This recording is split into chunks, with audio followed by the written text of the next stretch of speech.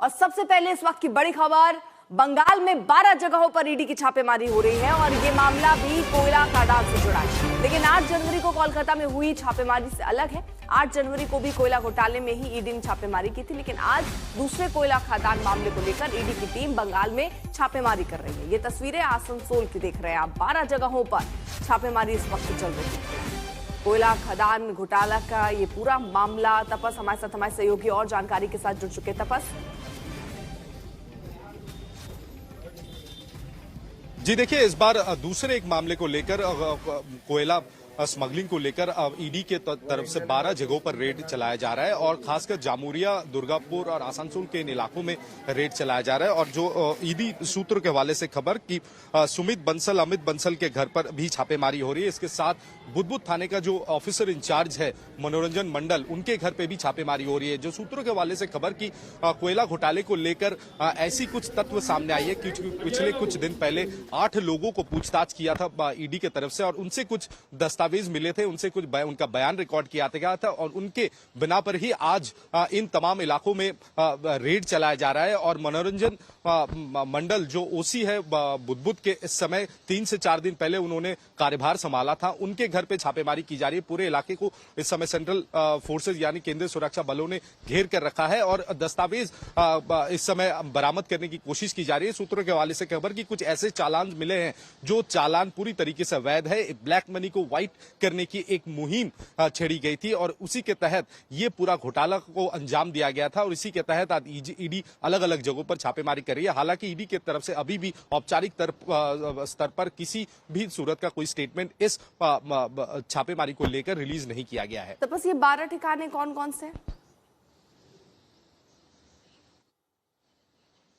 जी देखिए, ये कोयला खदान के साथ जुड़े हुए ऐसे कई लोग हैं जो मालिक है, जैसे बंसल परिवार है, इनके साथ ऐसे मिडिलमैन हैं जिनको चिन्हित किया गया है।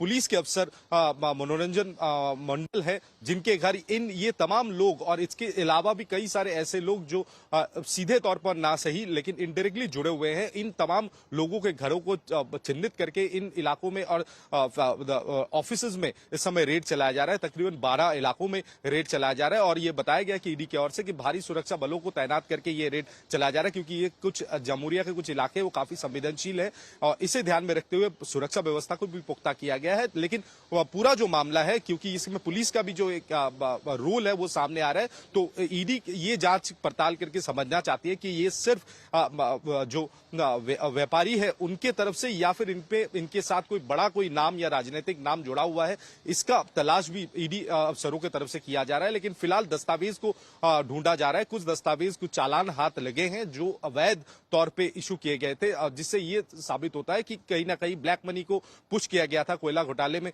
और उसे व्हाइट करने की कोशिश की गई थी और इसी के तहत ये पूरी घोटाले को अंजाम दिया गया था। और इसी सिलसिले में इन 12 जगहों पर लगातार ईडी का रेड सुबह 6:30 बजे से चल रहा है। ठीक है, बहुत बहुत शुक्रिया आपका तमाम जानकारी के लिए। तो बंगाल में ईडी की छापेमारी के बीच सियासी हलचल तेज है। आपको सबसे पहले बताते हैं कि बंगाल की सियासी हलचल से जुड़ी 5 अहम खबरें क्या क्या हैं।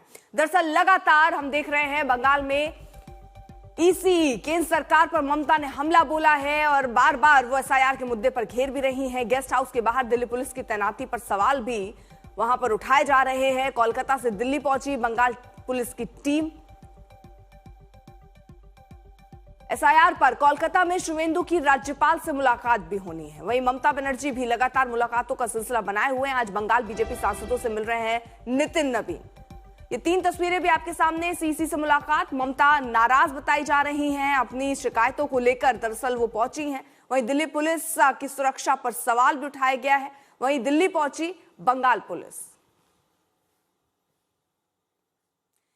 एसआईआर के खिलाफ ममता बनर्जी ने दिल्ली में मोर्चा खोल दिया है। उनके नेतृत्व में टीएमसी प्रतिनिधिमंडल चुनाव आयोग पहुंचा। इस दौरान कई ऐसे लोग भी मौजूद थे जिनके नाम एसआईआर प्रक्रिया के दौरान कट गए। ममता बनर्जी, अभिषेक बनर्जी और अन्य नेताओं ने ज्ञानेश कुमार से मुलाकात की। इस दौरान मुख्यमंत्री ने एसआईआर प्रक्रिया पर सवाल उठाए। जानकारी के मुताबिक बैठक के दौरान कड़वाहट भी दिखी।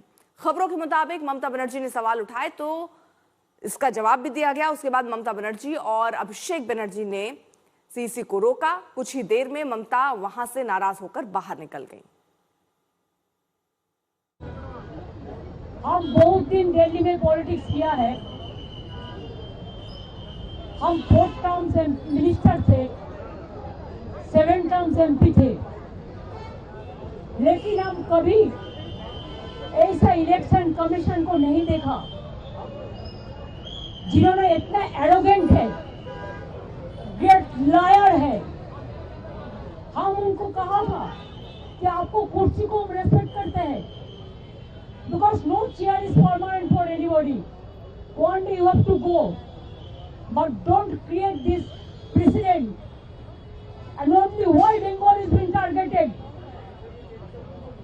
लोकतंत्र में इलेक्शन होता है डेमोक्रेसी का फेस्टिवल, और आपने क्या किया, पहले 58 लाख लोगों को बात दिया, निकाल दिया, और उनको आप डिफेंड भी करने नहीं दिया। श्रेया हमारे साथ हमारे सहयोगी इस वक्त जुड़ चुके हैं और जानकारी के साथ। श्रेया, ये मुलाकात तो हुई लेकिन नाराजगी भी दिखी और ममता बनर्जी नाराज होकर बाहर चली गई, क्या हुआ ऐसा? देखिए, बिल्कुल नाराजगी दिखी और उनका साफ कहना था कि कल जो मीटिंग करने वो ईसीआई के दफ्तर पहुंची, तब मीटिंग चल रही थी। इसी बीच एक तरीके से उनका कहना है कि उन्हें इंसल्ट किया गया। जिन तमाम परिवारों को वो साथ लेके गई थी डेलीगेशन में, उनको इंसल्ट फील करवाई गई, और एक तरीके से उन्होंने ये भी कहा कि ये जो सीसी है ये एरोगेंट है, बीजेपी के इशारों पे काम कर रही है। तो सीधा हल्ला उन्होंने बोल दिया ईसीआई पे।